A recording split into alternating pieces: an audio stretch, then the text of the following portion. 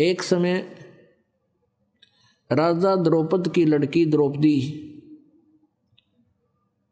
प्रतिदिन गंगा के ऊपर स्नानार्थ जाया करती थी। उसके पिता ने अपनी बेटी के लिए और अपनी रानियों के लिए घाट बना रखे थे नहाने के लिए, गंगा पर पक्के घाट बनवा रखे थे।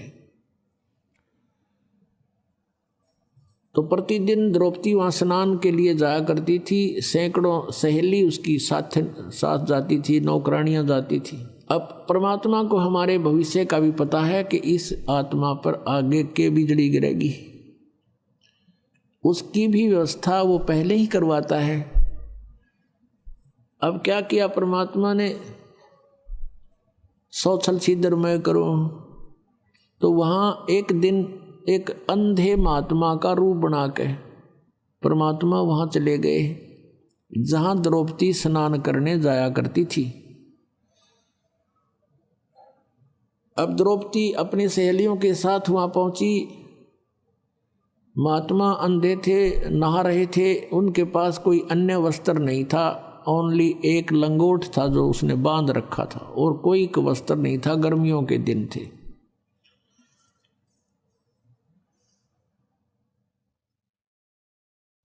अब द्रौपदी ने देखा कि महात्मा स्नान कर रहे हैं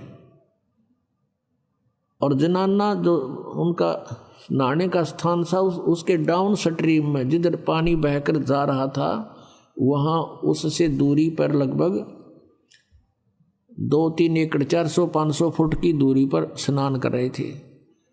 अब द्रौपदी ने देखा महात्मा हैं, जो पुण्यात्मा होते हैं, साधु को देखकर एक विशेष अट्रैक्शन बनता है। और परमात्मा कबीर देव जी भी कहते हैं, कबीरा दर्शन साध के परमात्मा आवे याद, और लेखे में वाहे घड़ी बाकी का समय बर्बाद। साधु दर्शन राम का मुख पर बसे सुहाग, और दर्शोनी को होत हैं जिनके पूर्ण भाग। तो द्रौपदी की आत्मा क्योंकि पहले जन्म जन्मांतर से भगवान की भक्ति करती आ रही थी और परमात्मा के साथ नहीं जा चुकी वो आत्मा फिर वहाँ अपने कर्म न भोग रही थी। एकदम कसक हुई कि महात्मा से कुछ बात करेंगे, परमात्मा की चर्चा करेंगे। फिर उसने सोचा कि साधु स्नान कर रहे हैं, तू भी स्नान कर ले, फिर आराम से बैठकर बात करेंगे, कुछ चर्चा करेंगे भगवान की। द्रौपदी ने स्नान कर लिया, आध पौन घंटा लग गया, और वस्त्र पहन के साड़ी बांध के वो बाहर आई। क्या देखा कि महात्मा की तरफ देखा कि चले तो नहीं गए। सामने क्या देख रही है कि महात्मा तो गहरे जल में चले गए। पहले तो ऊपर थे घुटनों से पानी में, फिर एकदम नीचे इतने पानी में, छाती पानी में पहुंच गए, और ऐसे हाथ मार रहे हैं, कोई वस्तु ढूंढ रहे हैं। द्रौपदी ने ध्यान से देखा कि महात्मा के पास कोई वस्त्र नहीं है, बाहर भी वस्त्र नहीं है किनारे पर, और एक ही लंगोट बांध रखा था, वो पुराना होने से उसका धागा टूट गया और वो बह गया पानी में। शर्म के मारे वो महात्मा और छाती से ऊपर तक जल में प्रवेश कर गया कि इधर बहन बेटियां स्नान कर रही हैं। आवाज से उसने महसूस किया।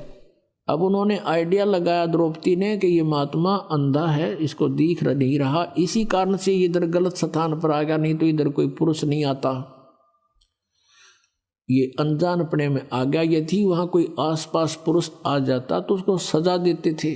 उसको महसूस हुआ कि ये महात्मा आंखों वाला नहीं है, नहीं तो इधर नहीं आता। फिर द्रौपदी ने देखा कि इसके पास वो कोई वस्त्र नहीं है, और ये महात्मा शर्म के मारे जल में प्रवेश कर गया है, ये बाहर नहीं आएगा, और बेचारा सारा दिन इसमें खड़ा रहेगा, रात्रि के समय हुई ये बाहर आएगा, और फिर इसको वस्त्र कहाँ मिलेगा। तो लड़की ने उसी समय अपनी साड़ी में, जो राजा की लड़की कितनी कॉस्टली साड़ी पहनती होगी, विचार कर लीजिए पुण्यात्मा। और इसको कहते हैं कि लूट सको तो लूटियो, राम नाम की लूट पीछे फिर पछताओगे, प्राण जहांगे छूट। अब इसको लूट कहते हैं। भगवान को कैसे लूटना है? अब द्रौपदी ने अपनी साड़ी पाड़ के और जल में बहा दी कि महात्मा का हाथ लग जाएगी और ये इसको कौपीन बना के बाहर निकल जाएगा। वो हाथ नहीं लगी, उसको दिखाई दे नहीं था, वो दूर से खिसक गई। लड़की ने दूसरी साड़ी पाड़ी और फिर बहा दी, वो भी उसके लीर हाथ नहीं लगी। लीर माने एक टुकड़ा। दूसरी फिर पाड़ा वो एक लीर सी और वो बहा दी, वो भी हाथ नहीं लगी। 7-8 कौपीन, कम से कम 8-9 इंच की पाड़े थी। और ये 2 गेट देख लो कितने हो गए, लगभग 1.5 फुट हो जाता। 7-8 में तो आधे से ज़्यादा साड़ी गई। फिर उसने सोचा कि भी महात्मा है, पिता के समान है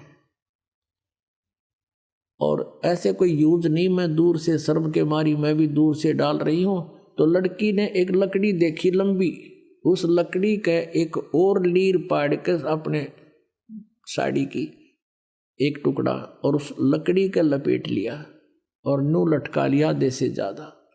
और धीरे धीरे जाकर के उस महात्मा जैसे हाथ मार रहा था, ऐसे खोज रहा था, उसके आसपास कर दी। और वो कपड़ा जो ही उसके हाथ लगा, उसने तुरंत पकड़ दिया मजबूती से।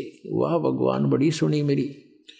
तब उसने देखा नू और जैसे अंधे करा कर ऐसे लीला की, अरे ये तो भाई किसी बहन बेटी का कपड़ा है, ये तो साड़ी का कपड़ा है।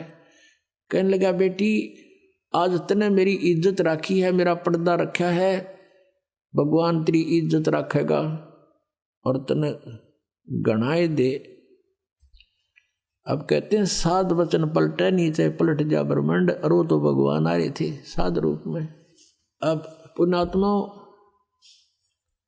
देते को हर देत है, जहां तहां से आन, ना दिया फिर मांगते फिरियो, परमात्मा सुने नहीं कान।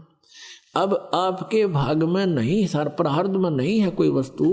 अब आपसे वो द्रौपदी अवाली रिहर्सल कराई जा रही है, ये आपसे दान करवाया जा रहा है, आपको प्रेरित किया जा रहा है। और आने वाली कुछ आपदाएं आपकी ऐसे ही टलेंगी।